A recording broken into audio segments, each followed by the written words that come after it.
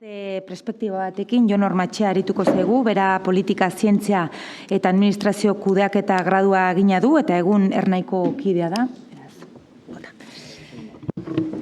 Hola. Egunon, eta lehenik eta bain bai, eskerrak ematea gaur hemen egoteko aukera emateagatik.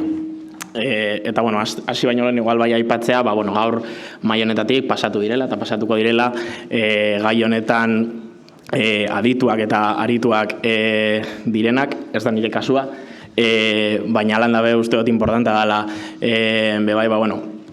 kasu honetan errenai gaztantolakundeak eta gazteok orokorrean olako jardunaldi batean ere gure leku propio bat eukitzea, pura bebai gazteraren aldarrikapenak hemen guztiokin konpartitzeko aukera izatea, eta beste barik gure karpena ere egitea zentzu honetan.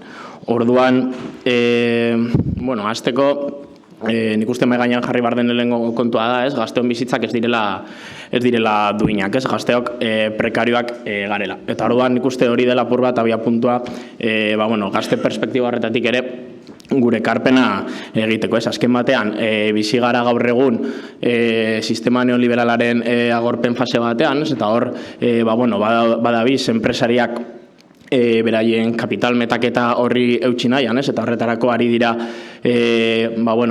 krisi egoera bat elikatzen denbora guztian, eta horrek eragiten du gu egotea etengabeko krisi bat bizitzen, eta horregatik esaten dugu gure belaunaldia badela belaunaldi bat ez duela krisia ez den beste ezer ezagutu, eta azken batean horrek bai markatzen gaitu eta ezaguarritzen gaitu gazte moduan eta belaunaldi moduan.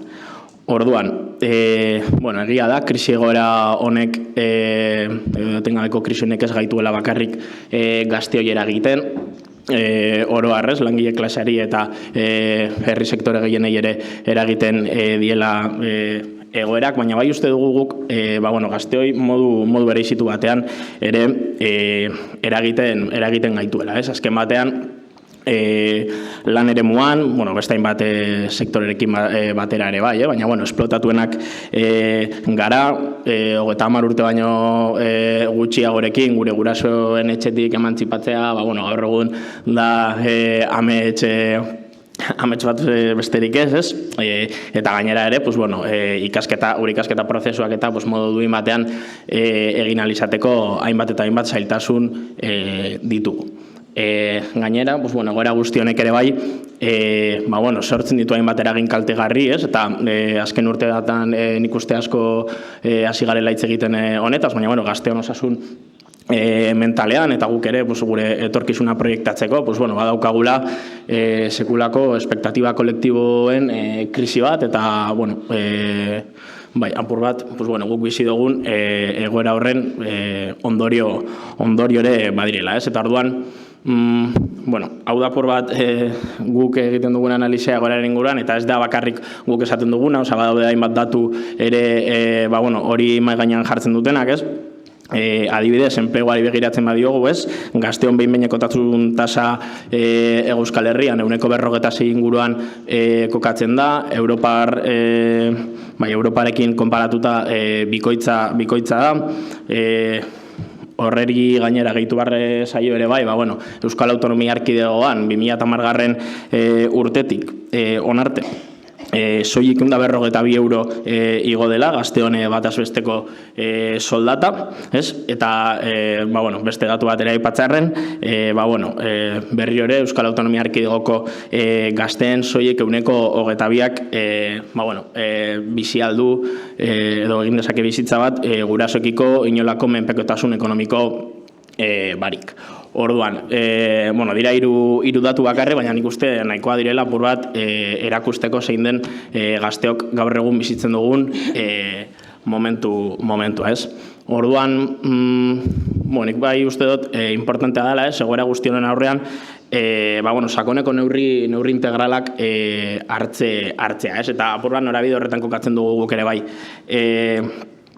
gutxieneko soldata propia eukitza, eta nik uste nahiko evidentea dela olako neurri bat eukitzeak sortzen dituen onurak onurak orokorrean gizarte guztiari, ez? Azken batean, enpresak geroz eta etekin handiagoak izaten ari dira, ez? Eta aldi berean, gure bizitza geroz eta garestiagoa da, ez? Osa, elikagaien presioa gora doa, gasolinaren presioa gora doa, etxe bizitzaren presioa gora doa, eta gainera guztioneri gehitu behar zaio, erantzun behar diogula edo guztioneri aurre egin behar diogula Espainiar estatuan markatzen den gutxieneko soldata baten bitartez, ez? Eta aski badakigu hemen gaudenok, ez dela nahikoa Espainian markatzen den gutxieneko soldata hori. Ez azken batean, Euskal Herriak baditu bere ezaugarri propioak, ezaugarri sozial, politiko, ekonomiko, inkluso sindikalak, ez?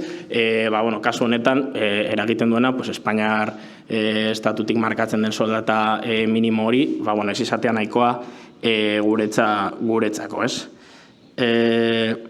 Eta gainera guztiak ere, gazteon kasuan, badala ondino determinanteagoa, ez? Azken batean, importantea da Euskal Herrian bertan erabakitzea zein izango den guk izango dugun soldata gutxieneko soldata hori, ez? Azken batean, gazteok diru gehiago jasotzen badugu soldatapean egiten dugun lan horren truke, ez? Eta orokorrean gure lan baldintzako betu egiten badira, azken batean gure bizitza edo gure bizi baldintzak ere duintzen dira neurri batean, ez? Azken batean horrek ere ekarriko ligukelago, erosalmen handiagoa izatea, alokairurako edo etxe bizitza bat erosteko sarbidea ere errazagoa izatea, ez? Edo soldatapeko lan bat baino gehiago aldi berean egin beharrez ez izatea, ez?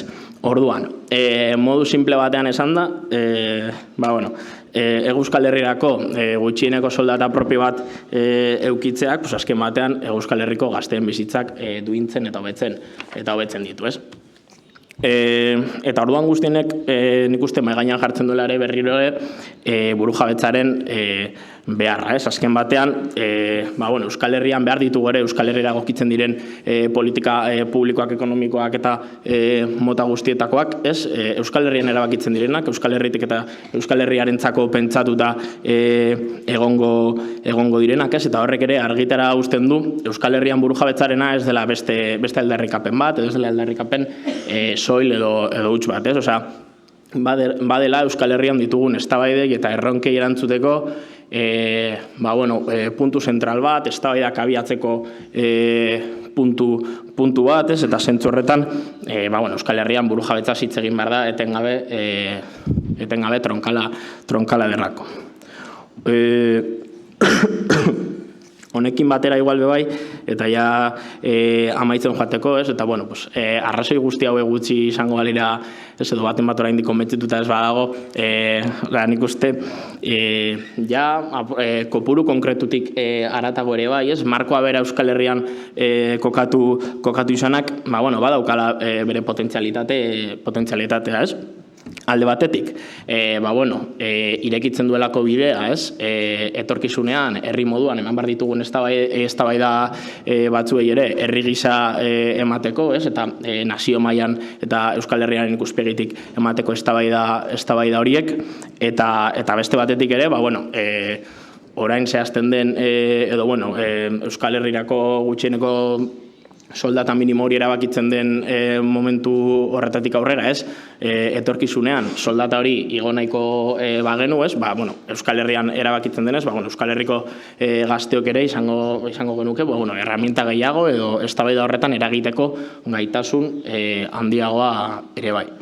Orduan, nik uste horrek direla apur bat gazte moduan gai honi heltzeko klabe nagusiak, ni etorri naiz apur bat bi ideia nagusi mahai gainean jartzera, alde batetik gazteon bizitzak prekariak direla, ez? Eta ez direla duinak, eta beste alde batetik burujabetzaren beharra, ez? Azken batean, inongo zapaldurik biziko ez den Euskal Herrira, Euskal Herri batera bidean, eta eraikuntza prozesu guzti horretan, burujabetza kuota alik eta gehien irabazten joan bar gara, eta azken batean uste dut gutxieneko soldata propioaren eztabaida honek barne biltzen dituela bi ideia horrek batera.